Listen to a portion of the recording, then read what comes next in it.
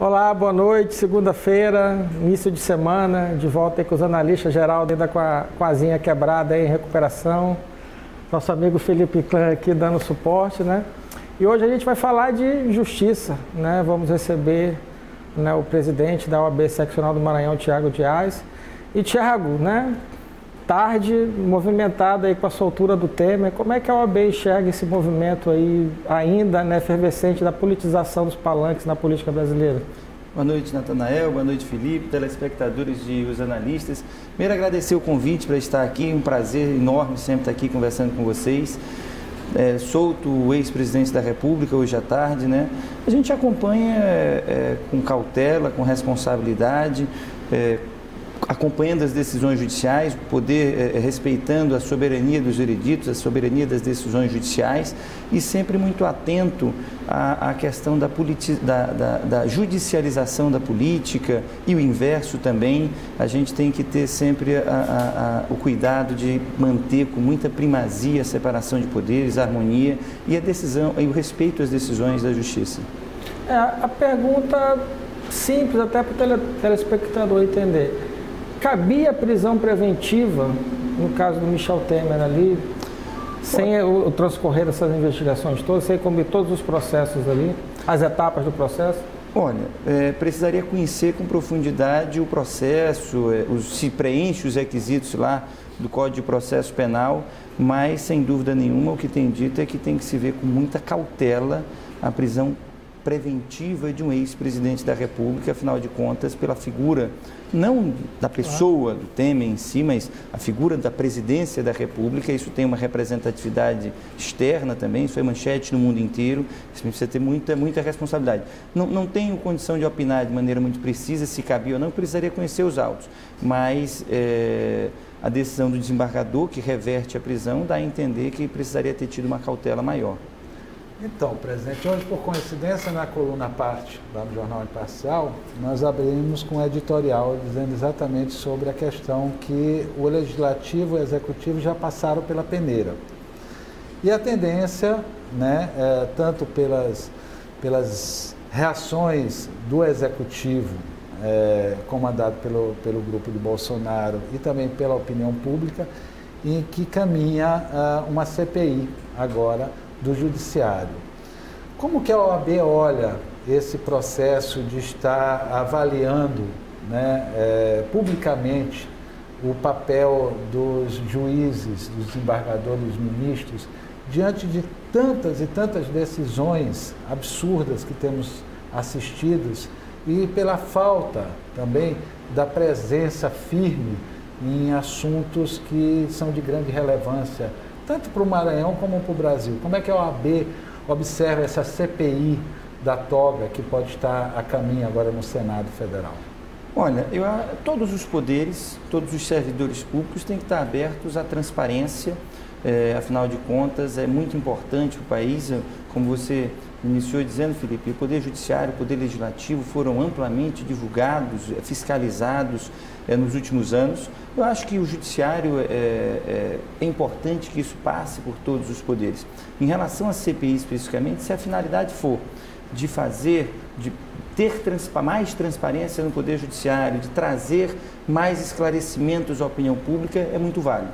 Se o objetivo for tentar constranger o Poder Judiciário por conta de decisões de maneira esporádicas, isso não cabe. A independência, a autonomia do Poder Judiciário precisa ser preservado. Eu sempre digo que o livre convencimento de um magistrado quando prolata a sua decisão é indispensável para que possa ser feita efetivamente justiça, é indispensável para que a gente possa ter harmonia entre os poderes e a separação que precisa haver entre os poderes. Então, se o objetivo for de criticar decisões, de ir contra o Poder Judiciário para tentar questionar posições do Poder Judiciário, isso é indevido. Se o objetivo foi de buscar mais transparência, não só é importante, como é necessário que todos os poderes passem por esse processo. Dentro desse arcabouço todo de relações, hoje, como é que está a relação da OAB, que já teve bons tumultos, né? Já noticiamos e tudo mais, até ações intempestivas de desembargadores em relação a OAB. Como é hoje a relação da OAB com o Tribunal de Justiça do Maranhão? Muito boa. Posso dizer, não só o Tribunal de Justiça, com o Tribunal Regional do Trabalho, com a Justiça Federal, com o Ministério Público do Maranhão.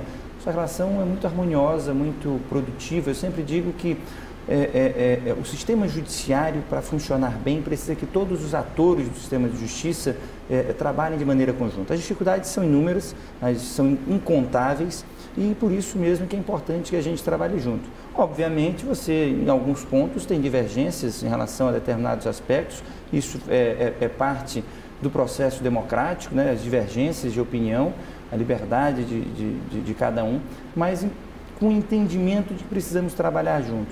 E posso dizer que hoje, na verdade, ao longo da minha gestão, tive uma relação muito harmoniosa com o tribunal de uma maneira geral, com as diretorias que nós tivemos. Agora o presidente do TJ, desembargador Zé Joaquim, com o corregedor-geral Marcelo Carvalho, então é uma relação muito boa, como tive também com o ex-presidente Cleones, a desembargadora Nildes, que foi corregedora no biênio anterior, e também na Justiça do Trabalho, a presidente Solange, o ex-presidente James Magno, uma relação muito proveitosa e que deu muitos resultados para a prestação jurisdicional, para a advocacia, mas sobretudo para o jurisdicionado. De trazer como exemplos dessa relação profícua, proveitosa, hoje os alvarás, tanto na Justiça do Trabalho, sempre, na Justiça Estadual, praticamente em todas as comarcas do Estado do Maranhão, são expedidos em nome dos advogados, que efetivamente são aqueles que laboram no dia a dia do processo, que acompanham, que fazem desenvolver o processo. Você diminuiu de maneira muito forte a morosidade, o processo tem andado mais rápido. Claro, isso quer dizer que a justiça hoje é célere? Não, a justiça brasileira tem 110 milhões de processos e ainda tem um caminho muito longo a ser trilhado por todos para que a gente efetivamente contemple aquilo que todo jurisdicionado espera, que é um judiciário que dê a resposta do bem da vida pretendido dentro de um tempo mínimo possível. Mas tivemos uma série de avanços dessa relação amistosa do Poder Judiciário com a Ordem. E internamente a OAB, nós acompanhamos aí, né, em julho do ano passado, um ano inteiro, aquela efervescência política ali, chapas, Thiago Dias prometeu não ser candidato, agora vai ser. Como é que está o ambiente agora internamente na OAB? Está todo mundo acomodado? Desceram do palanque, ainda continua aquela efervescência nos bastidores aí? Olha, a Ordem está muito tranquila. Eu acho que eu tendo sempre a dizer que o tempo e a democracia, eles ajustam tudo que precisa ser ajustado, e eu acho que a resposta da advocacia ao trabalho que fizemos e a conduta que tivemos nos últimos 3 anos foi muito eloquente. Tivemos uma vitória maiúscula, graças a Deus, e agradeço a cada advogado, a cada advogada do Estado do Maranhão que confiou que a gente vai continuar fazendo um bom trabalho para a advocacia, confiou no nosso projeto de ordem, nosso projeto para melhorar o dia a dia do exercício profissional de cada advogado, de cada advogada, e que, claro, óbvio, reconheceu que fizemos um bom trabalho, tanto que nos reconduziu à gestão da casa. Então, eu sempre digo, a democracia e o tempo são os senhores da razão. E acredito que a resposta da advocacia foi muito eloquente. Até a próxima eleição, né, Thiago? Será novamente candidato? A presidência da Ordem? Não serei. Está registrado, hein? Está registrado, presidente. Veja só. Pode... Vamos ser nós que vamos colocar isso aqui. Vai ser gravado e vai ser usado. Eu digo o seguinte, quem me conhece há 3 ou 4 anos sabe que eu não tinha um cabelo branco. E hoje já tem muito. Bom, isso é verdade. E acho que começamos vários projetos na Ordem, interiorizamos a Ordem, temos mais estrutura para a advocacia.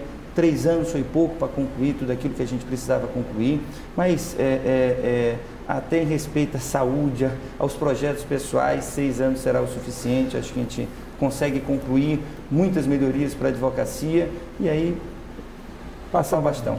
Presidente, em grandes momentos da história do Brasil, nós tivemos a participação, inclusive junto com a imprensa, né, com as entidades que representam a imprensa, a OAB esteve presente aos grandes movimentos de impeachment, de diretas.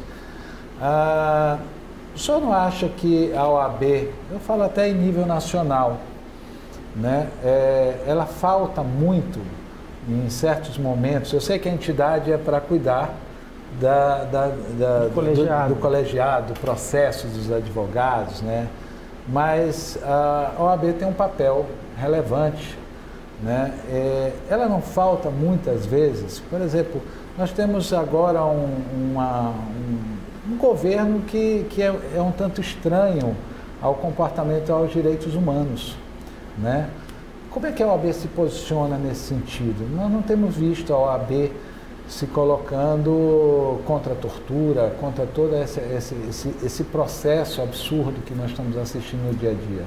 Olha, Felipe, tem sim. O atual presidente da Ordem, inclusive, tem sido muito enfático e muito criticado nas redes sociais, exatamente por defender os princípios, as premissas que devem balizar o Estado Democrático de Direito. A defesa dos direitos humanos, defesa do contraditório, da ampla defesa, a defesa, por exemplo, da ampla liberdade de imprensa. Há 2 semanas atrás, inclusive, teve uma nota conjunta da Ordem dos Advogados do Brasil com a ABI, criticando um posicionamento de ataque a determinada órgão de imprensa, a determinado repórter, porque esse manifestou-se contrário ao pensamento de algumas pessoas. A Ordem tem sido muito intransigente na defesa dos preceitos basilares da democracia, contraditória e ampla defesa, defesa da Constituição, a defesa da liberdade de imprensa, a defesa dos direitos e garantias individuais e coletivos.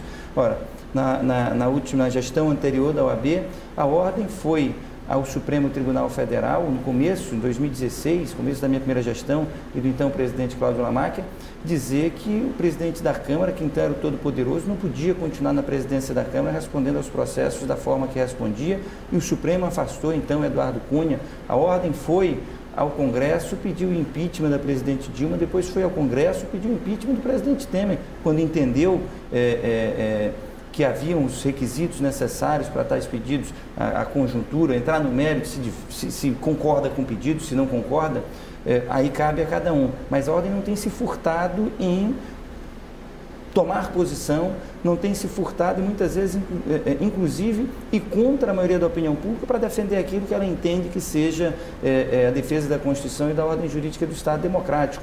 Nós fomos, há 2 anos e meio atrás, dizer que não concordávamos com um projeto, então, apresentado de reforma da Previdência. Projeto esse que, exatamente porque não contemplava os anseios da sociedade, naquele momento não andou. A Ordem foi ao Supremo recentemente, primeira ação do atual presidente Felipe Santa Cruz, que certamente fará uma grande gestão na Ordem dos Advogados do Brasil, foi entrar com uma ADIM contra um dispositivo da reforma trabalhista que limita as indenizações por dano moral dos empregados. E aí você vê com o tempo as distorções que algumas normas, algumas alterações legislativas trazem. O fato grave que ocorreu em Brumadinho, mais de 300 mortos. A reforma trabalhista limitou a 50 vezes o valor da remuneração do empregado a indenização que sua família pode receber. Ou seja, o empregado da Vale que faleceu naquele acidente, a vida dele tem uma limitação do dano moral que a família vai receber. Todos os outros cidadãos, seja um turista, seja qualquer outra pessoa, não é limitado.